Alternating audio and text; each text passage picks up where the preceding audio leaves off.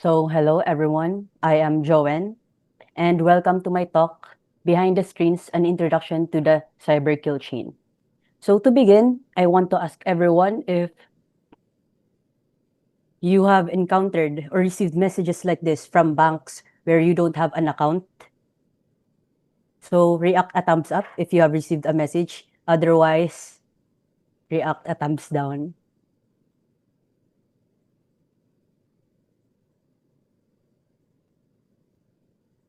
Yes, it seems like almost everyone, including me, have received this type of messages. So since I don't have an account under this bank, I know that this is a scam and this is just someone impersonating a legitimate bank. However, what if I have an account under this bank and I see that there is an unauthorized transaction? So I will feel scared and worried about my money. So I will click the link.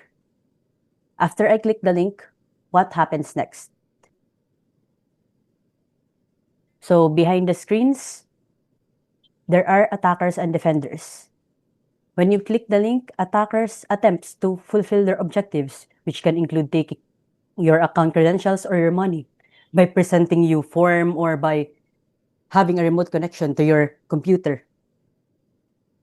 Meanwhile, defenders, they attempt to detect suspicious behavior and respond to cyber threats. So when there is a suspicious login from an unknown device that is not your device, they inform you. So in today's talk, we'll explore what happens behind the screens by using the framework called the cyber kill chain. So the cyber kill chain will help us understand how attacks unfold and how defenders use them. So let me briefly introduce myself. I am Joanne, and I graduated with a Bachelor of Science in Computer Science from the University of the Philippines, Tacloban College. I have participated in Capture the Flag competitions before finding work, and currently I have two cybersecurity certifications, which is ISC2's Certified in Cybersecurity and CompTIA Security Plus.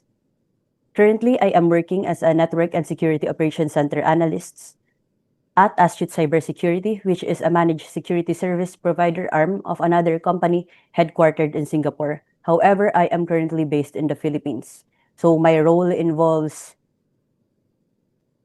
monitoring and responding, monitoring and investigating network and security alerts so I can respond to them or escalate them accordingly to my seniors, among other things.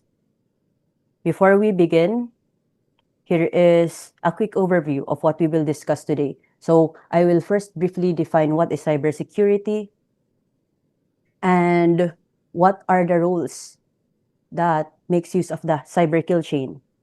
And to better understand the cyber kill chain, I will show a simple attack scenario and an example defense scenario before we conclude this talk. So first, what is cybersecurity? When we hear the word cybersecurity, we often think of hackers, but cybersecurity is more than that. At its core, cybersecurity is the protection of three things. So these three things is confidentiality, integrity, and availability of electronic information and communication systems. What does it mean if to protect the confidentiality of information and communication systems? So by protecting confidentiality, we ensure na our systems and information are only accessed by those who we authorize. For example, your digital bank account, only you can access that. Meanwhile, for integrity, we ensure that our information or systems are accurate and not tampered with. So your digital bank account, only you can make transactions and only those who you permit to transact with you can change those digits. Meanwhile, for availability, we ensure in cybersecurity that the information or systems that you want to access is always available or accessible every time you want to access it. For example, your digital bank, it should always be available every time you want to make a transaction. So that being said, today we will focus on two categories of roles in cybersecurity, the red team and the blue team. So in cybersecurity, the red team, they focus on simulating attacks to identify the weaknesses of systems, network, or organizations. So they simulate attacks legally. They are paid to mimic hackers para when real and malicious hackers attempt to hack the organizations, hindi na sila magsasucceed since yung red teamers already identified the weaknesses and gaps that other hackers can exploit. So this includes penetration testers, offensive security engineers, and red team operators. Meanwhile, sa blue team in cybersecurity, they focus on strengthening systems, networks, or organizations against attacks to prevent, detect, or stop attacks. So given yung mga gaps na identify ng red team, the blue team patch those gaps and address those, and they also monitor and detect continuously for malicious activities in order to prevent, detect, or stop them. So blue team includes professionals like SOC analysts, which is my role. The FIR professionals, application security engineers, and many more. Now, these professionals makes use of the cyber kill chain. So particularly yung red teamers, they use the cyber kill chain to understand what steps do attackers use to compromise a system, and they follow those steps or even do much more advanced attacks. Meanwhile, for blue team, the cyber kill chain helps them understand and have insights into how far an attacker is already in your system or your network. So here is cyber kill chain. So cyber kill chain, this is a model developed by Lockheed Martin. This model identifies what are the stages of an attack that adversaries take in order to achieve their objective. So this model shows that attacks, they don't end or begin with you just clicking a link or with you just having your money lost. So that is just one part of a multi-stage attack. So it begins with reconnaissance, weaponization, delivery, then installation, command and control until they fulfill their objective. So to better understand each step, we will go through a simple attack scenario. So for this, nag-screenshot lang ako. So in this scenario, I have an attacker machine using Linux, Parrot OS, and for the victim machine, I have a Windows 10. So first, we will explain cyber kill chain using the attacker perspective. So using the attacker machine, we will try to regain remote access to the victim machine and access the password file. So I just want to put a disclaimer na all of this has been performed in a controlled and isolated virtual environment, particularly my PC. And both of these computers are hosted in my machine. And no real systems are involved. So the first step, to achieve our objective, we have to go through the first step. So first step is reconnaissance. In reconnaissance, the attackers gather information about their targets. So to gather information about their targets, they can either gather information by directly interacting with the target system. So how can we gather information without interacting with the target system or people? So they can use open source intelligence like from Google or even locally. Pero examples are social media sites, Google, LinkedIn, YouTube, or anywhere where you can gather information about the target. Meanwhile, for active recon or active reconnaissance, attackers gather information by directly interacting with the target system. So suppose that their target is they know that this target is hosting a web server. So they will look for this web server and scan this web server for vulnerabilities. So other active recon approaches is by being connected on the same Wi-Fi. So in this example, for simplicity, let's just use Facebook to find information about our fictional victim machine. So for convenience, our victim, this is a dummy post for legal purposes. So conveniently, our victim revealed that they are using Windows 10. And from this information, we can try to gather even more information. But because of time constraints, let's proceed with just this information. Now that we have gathered information, we can proceed to the next step in the weaponization phase. So in the weaponization phase, the attackers create a tool that can exploit a vulnerability or trick a user into running a malicious code.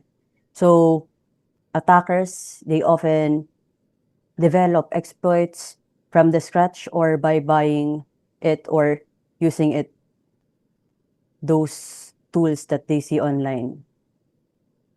So for this stage, we prepared a tool that is disguised as a normal file or executable. So usually attackers will disguise a malicious code using images, PDF, or executable files, or even websites. However, for this case, let's just create an executable file, whereas if a user, Windows users specifically, clicks this link, clicks executable file, it will establish a remote connection to the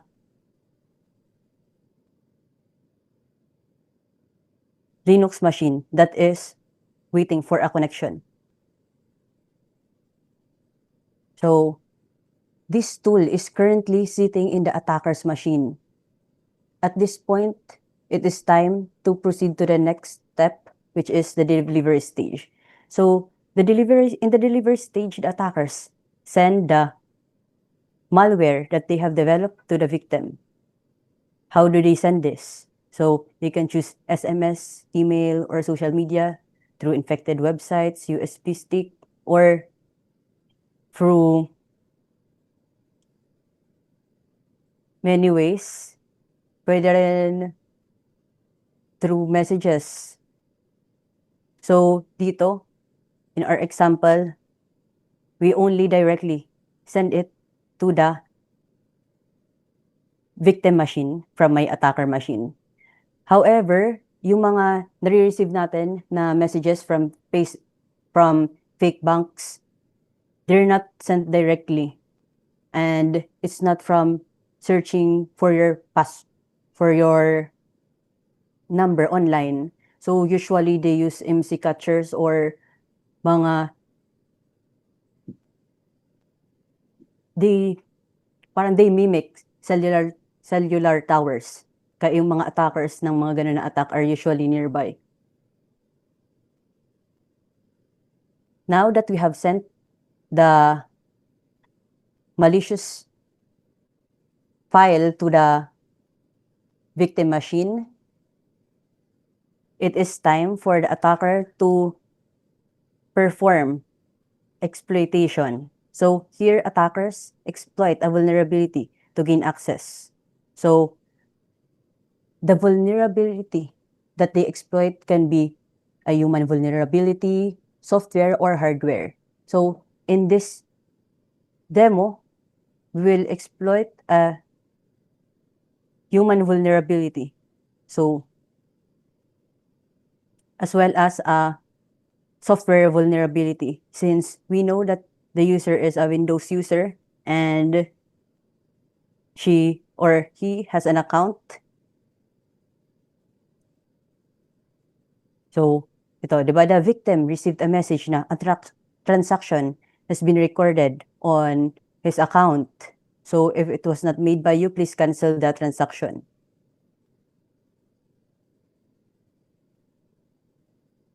So, it seems suspicious. The link definitely seems suspicious. However, for demo purposes, the victim supposedly clicks the link. So what happens when he clicks the link? So by clicking the link, the file is downloaded. And if we run the file, we are informed that this is unrecognized and might put the PC at risk, which is good for Windows. It means that the security is working well. However, because this is a demo, we will run it anyway. So after running the file, after clicking the link, nothing happened, right? So there's nothing here. There's no bank help manual application running. And if you check the processes, there are no applications running. But if we check details, we see that in the background, bank help manual executable file is running. So at this point, as a victim, we see that there's nothing really suspicious besides a executable file running in the background. I don't really know what it's doing, but there's a lot happening in the background. So since the victim is now compromised, the attacker moves to the installation stage. So after exploiting a human and software vulnerability, it is time to proceed to the installation stage where we aim to provide and maintain access to the victim's machine from the attacker machine through modifications and installations. So usually, yung much more advanced attackers, they will add new tasks sa scheduled tasks, or they will modify mga registry keys or other files para they can persistently access your device, para even if off mo, they will still have access. Pero for this case, because this is just a demo, we only established a remote connection and didn't modify any files. So here from the attacker machine, we see na kanina, we were just listening for a connection. Pero after the user clicked the executable file, we were able to establish a remote connection from the attacker machine to the victim machine. And you see here na we are in the directory ng downloads users admin. So now that a connection has been established, it is time to move to the stage 6 of the cyber kill chain. So in this stage, now na may remote connection na, it's time for the attacker to remotely control and execute commands on the compromised victim's machine. So here, if we execute commands, we see that it works na who am I? Even though I'm using Linux, I see that I now am the victim Windows. I am now in the victim Windows computer as the user admin. And we can also change directory, even though we are from the Linux machine. So here now we have access and we can execute commands. We can now finally achieve our goal of remotely controlling it and taking the content listed in the executable, listed in the passwords file. So all attackers have different objectives. They can have the objective of stealing credentials, exfiltrating data, destroying data or systems, overwriting it, or even just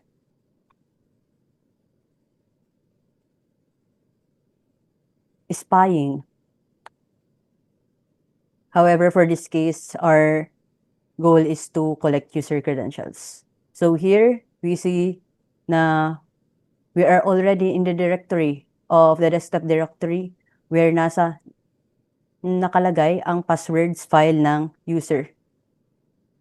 So here, we can output the passwords file and we see the passwords. So this is just a dummy, ha? So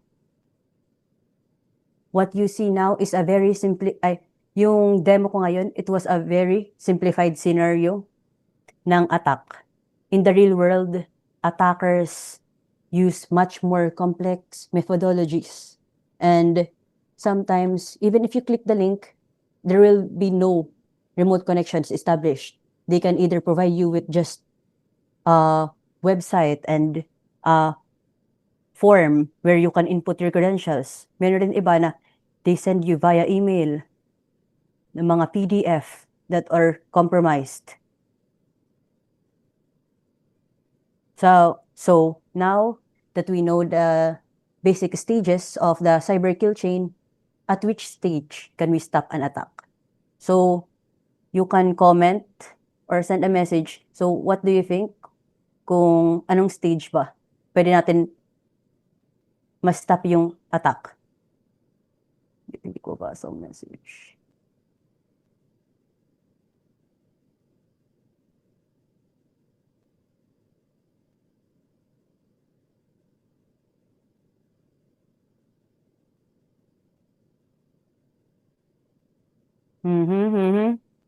So everyone is correct. Yes, that's very correct, everyone. Correct, wala na tayong problem kung i-wipe na lang natin. Pero anyways, everyone is correct. So we can stop an attack at any stage. But of course, the earlier, the better. So if we can stop it sa recon pa lang, if makadidetect natin na nagre-recon na sa web server natin or sa information natin, that's even better. Since in cybersecurity, we focus on minimizing the damage, and it's even better if there is no damage at all. So now, let's switch perspectives. Diba? Ganun mag-isip yung basic attackers. Ngayon, how do cybersecurity professionals think? So how can they use a cyber kill chain? So ano yung point ng pag-aaral natin ng cyber kill chain when we're not an attacker?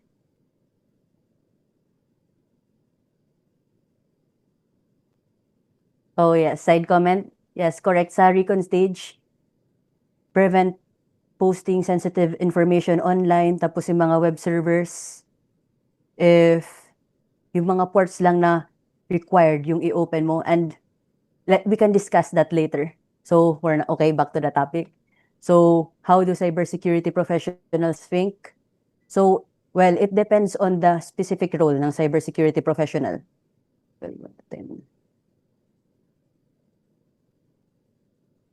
So, for red team professionals, paano nila ginagamit yung cyber chain?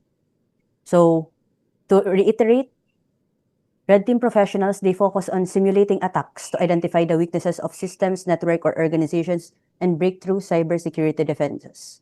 So, here, the red team operators or professionals, they use all stages of the cyber kill chain. So, they are technically like hackers, but legal kasi they are paid by the company and they are permitted. They have a contract to perform those attacks. But why are they performing attacks in the first place? So, they perform attacks para malaman kung ano yung vulnerability that others will try to exploit. Tapos, after they perform attacks, hindi lang yun natatapos. They don't just steal data from your company and wala na. They develop penetration testing or red team engagement reports to assess the vulnerabilities ng organization. Tapos sa report na yun, they share the strategies for mitigation or hardening.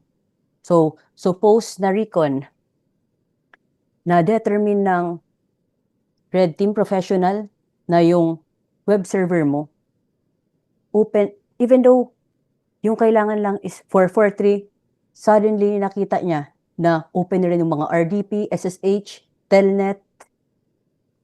They have no, di ba yung mga users, they have no use. Bakit sila mag-RDP sa web server mo? Pero since nakalimutan yun na i-off, they inform you to turn it off. Kasi that can be used by attackers to connect and compromise your web server. So for other stages also, they try to install. So sige, gamitin na naman natin na example yung installation stage. So here, suppose yung mga red team professionals, they try to add scheduled tasks sa server mo para they can maintain access to it. Pero makikita nila, sa unang attempt nila, mabablock ng antivirus or ng endpoint detection response. Okay? They failed.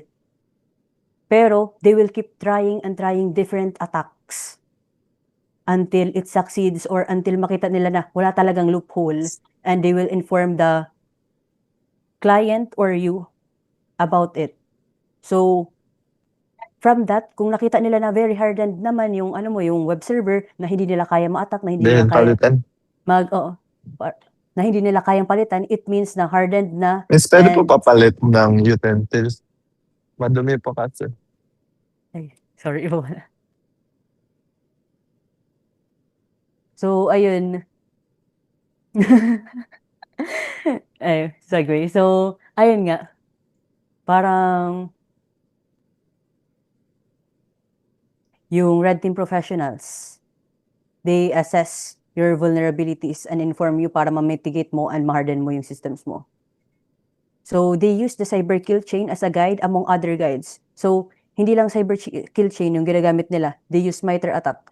But this is for another discussion. Basta yung MITRE ATT&CK is technically about tactics, techniques, and procedures. So, ay nung mga specific, so for data exfiltration sa MITRE ATT&CK, di-discuss kung ano yung mga specific na techniques na ginagamit ng mga attackers and yung mga step-by-step procedure. Anyways, moving on to the blue team professionals naman na perspective.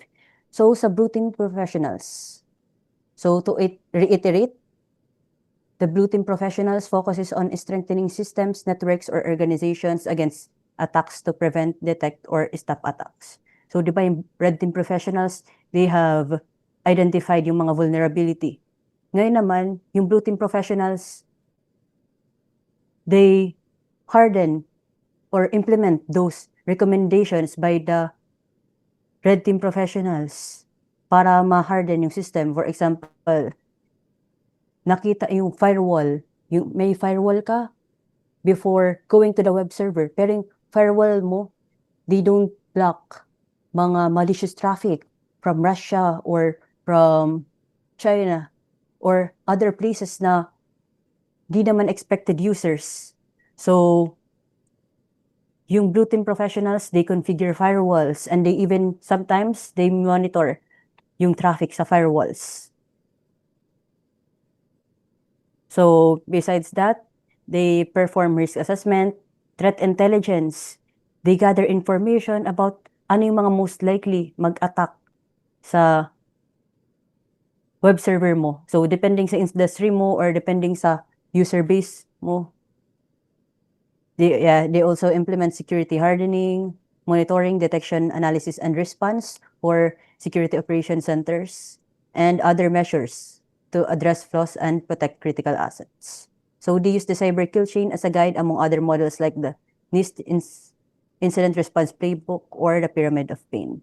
So dito, for example, sa reconnaissance, paano naman, ano yung gamit ng blue team professionals? Bakit may blue team professionals pa if na-harden naman if ever nag-try naman na ng attack yung red team professionals? So yung blue team professionals, they monitor. So dito, yung blue team professionals, they use logs to monitor kung sino na yung mga nag-try to access to your web server. So, reconnaissance, makita ng mga blue team professionals na okay, may nagpo-port scanning na sa server mo or meron nang nagtatry ng mga malicious na files and signature-based man or behavior-based na mga attacks. So, they are the ones who monitor for attacks tapos they verify if is this really an attack or is this actually part of your services. For example, sabihin natin na your server is connected sa another server. So, of course, pag may two servers na nag-i-speak, that's expected. However, kung sa monitoring, mapansin na may third computer, even though dalawa lang dapat na server yung nag-i-speak to each other, may third server na nag-i-speak sa dun na two servers. So, blue team professionals detect that and analyze na part pa rin ba to ng business or hindi. If hindi part ng business, then they perform a remediation or a response. So, best case scenario is block it or depending. It depends kung ano yung impact and kung ano yung mga assets na involved. Again, it's best if we can stop an attack in the early stage of the cyber kill chain. However, kung hindi man natin ma-stop yung attack in the early stage like recon, then let's try to detect it sa any stages where we can minimize the damage.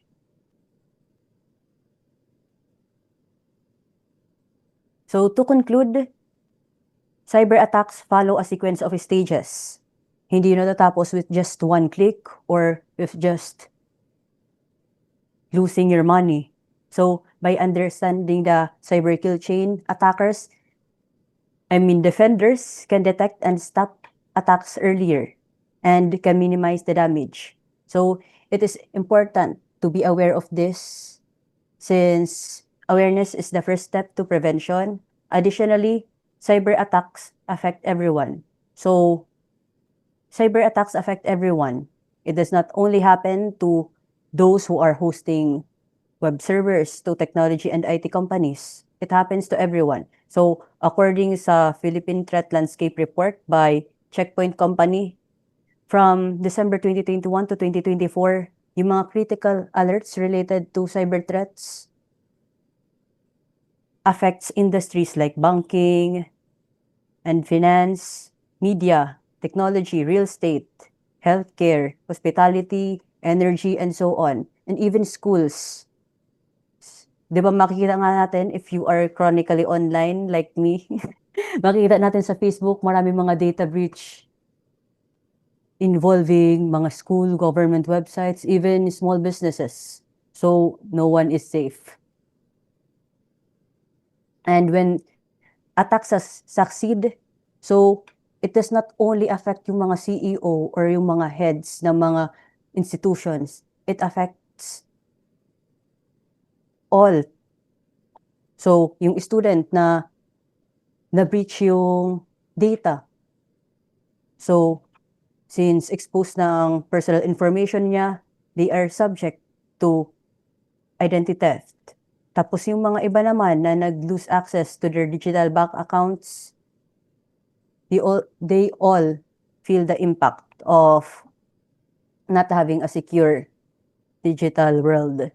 Kaya, that being said, cybersecurity is everyone's responsibility, and everyone must contribute to protecting the people, systems, and data from cyber attacks, and it can be as simple as just being aware.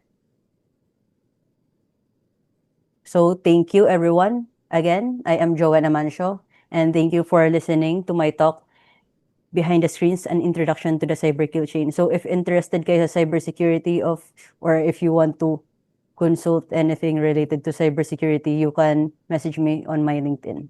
And okay, here are the references. All right. Thank you so much. That was very helpful for every one of us, especially all of the netizens here. So, yun nga, as time progresses, no, like cybersecurity has been easy. Cyber attacks has been easier for Yes. other people right now. So, like, parang question ko lang, like, are there any like, parang common na na-encounter mo na cyber attacks lately? Because of NDA, I cannot discuss. Sige. Pero, sige, pag Tama, personal na lang, tama naman, tama naman. pag personal, I guess yung yung yung phishing through, di ba yung SMS messages, yung mga banks and mga telco companies, they message na you have to click this link. When in fact, they aren't really the telcos or the banks.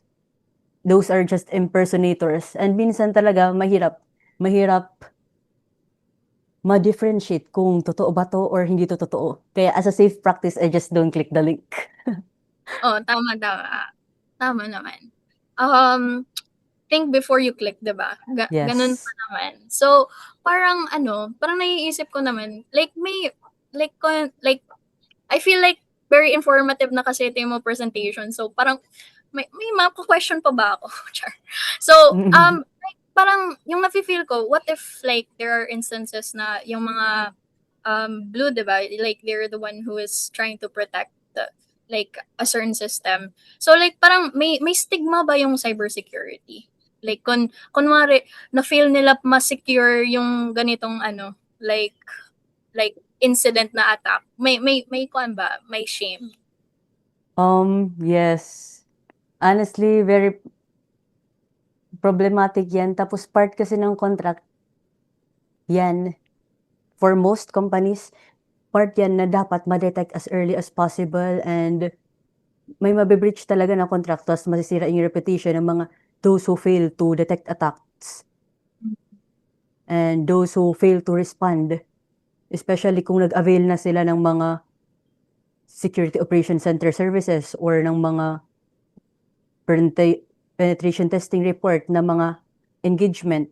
So, pag nag-avail na sila, yung mga companies or organization na nag-avail ng mga ganun na services, expected na mas secure na sila and less vulnerable to attacks. Unless yung attack na nag-compromise or naka-affect sa kanila is 0 day or parang completely new and wala talagang makaka-detect nun. So, pag ganun, parang walang stigma. Parang hindi masisira yung reputation mo masyado since okay, very talaga, very complex kasi pag 0 day. Tama naman. Pero kung kung parang mga sikat na at saka mga common attacks na, pero nag-fail pa rin kayo ma-detect yun, then lapse na yun and gaps na yun sa security organization nyo. Alright. We have a question pala from our viewers. May question siya regarding attacks with identity theft. Once your personal information is out there in the hands of attackers, like your personal address and IDs, how can you still do about it? Especially if the method of getting your PI was targeted towards you.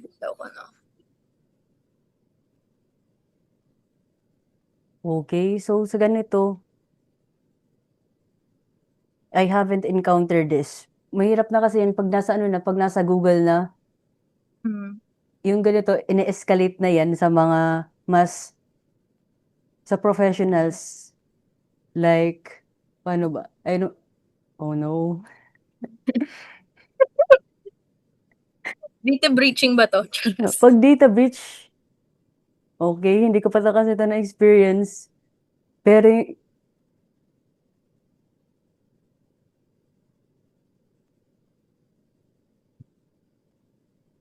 Okay, let me read ulit yung question. Take your time lang po.